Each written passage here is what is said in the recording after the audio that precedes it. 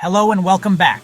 If you're just joining us, you've missed some absolute titans of the automotive world, but don't worry, you've arrived just in time for part 4 of our epic countdown of the 25 coolest cars of the 2010s. Now I know what you're thinking, Harry. Surely you've run out of interesting metal by now. And to that I say, have you met me? The 2010s were a decade of glorious excess, baffling decisions, and moments of sheer, unadulterated genius.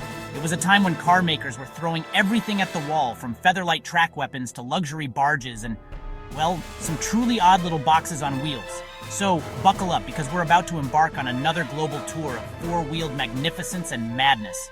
We'll be hopping from the winding B-roads of Britain to the bustling streets of Tokyo, from the rugged plains of South America to the sun-scorched deserts of the UAE.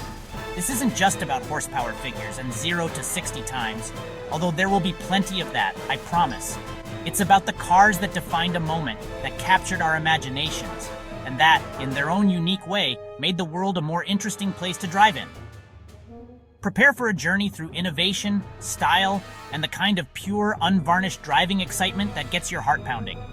We've got race cars for the road, trucks that could conquer a small country, and some Japanese creations that are so brilliantly strange they have to be seen to be believed.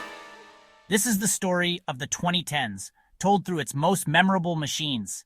Let's get on with it. A car with no roof, no windscreen, and the soul of a furious, caffeine-addled wasp. Glorious. They took perfection, fiddled with it, and somehow, against all odds, made it even more perfect. In China, the Accord wasn't just a car, it was a statement of arrival. A sensible, reliable statement. It's a box that sips fuel. Not exciting, but so clever you have to admire its Japanese logic. A tiny, plucky Italian mountain goat that thinks it's a Land Rover. And you know what? It is. The South American equivalent of a Swiss Army knife. It'll haul anything, anywhere, without a single complaint. When you need a proper work truck in the desert, but it's really a rebadged Fiat. Shh, don't tell. This is what happens when a pickup truck goes to the gym and gets very, very angry. Wonderful. It looks like it wants to eat your children, and with a supercharger it probably could. Menacingly brilliant.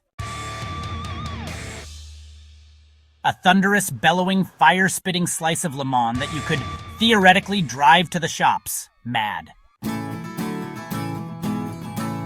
The automotive equivalent of wrestling a crocodile, it's trying to kill you, but what a way to go.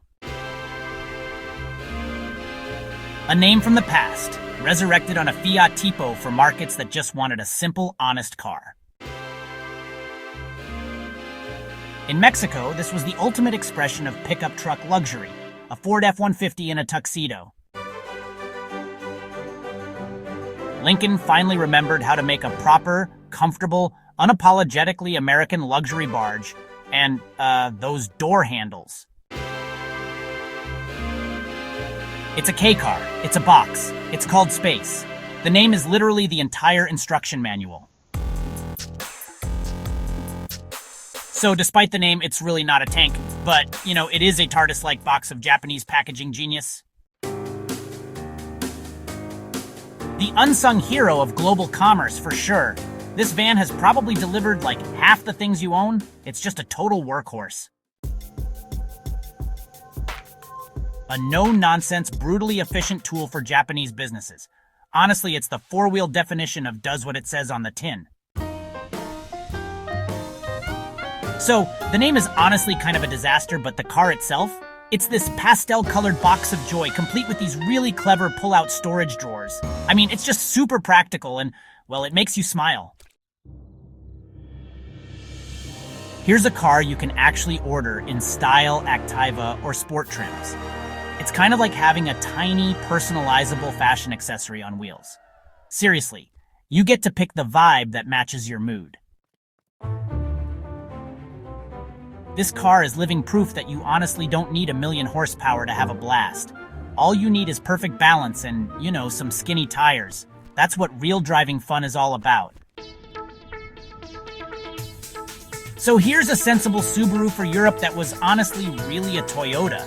Yeah, it's kind of a masterpiece of badge engineering practicality, if that's even a thing. So, here's the Suzuki Ignis, a tiny, lightweight 4x4 optional city car that honestly looks a bit like a startled pug. I really adore its cheerful weirdness. Next up, the humble Swift. It's a genuinely fun, cheap, and reliable car that totally conquered the developing world. A true global hero, if you ask me. Then we have the VW ID3. VW basically bet the entire company on this electric Golf. It's a hugely significant, if maybe just a little bit soulless, piece of history. And there we have it. From the raw, unhinged power of a Viper to the quirky, pastel-colored genius of a Daihatsu CAN bus, that was our penultimate journey through the coolest cars of the 2010s.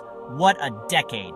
It was a period of transition, where we saw the peak of the internal combustion engine roaring alongside the dawn of the electric age. We saw car makers from every corner of the globe trying to solve the same problems with wildly different and often brilliant solutions. It's a testament to the enduring creativity of this industry that a list like this can contain both a track day Lotus and a Japanese delivery van, and both are cool for entirely different reasons. Thank you so much for joining me for part 4 of this massive undertaking. It's been an absolute pleasure sharing these incredible, odd, and significant machines with you.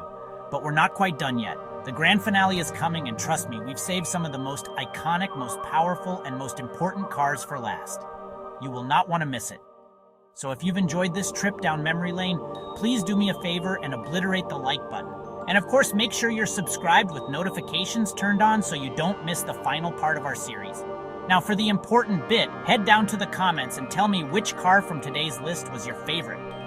Was it the brutish American muscle, the clever Japanese practicality, or the plucky European charm? I read all of them, especially the ones that tell me I'm wrong. Until next time, goodbye.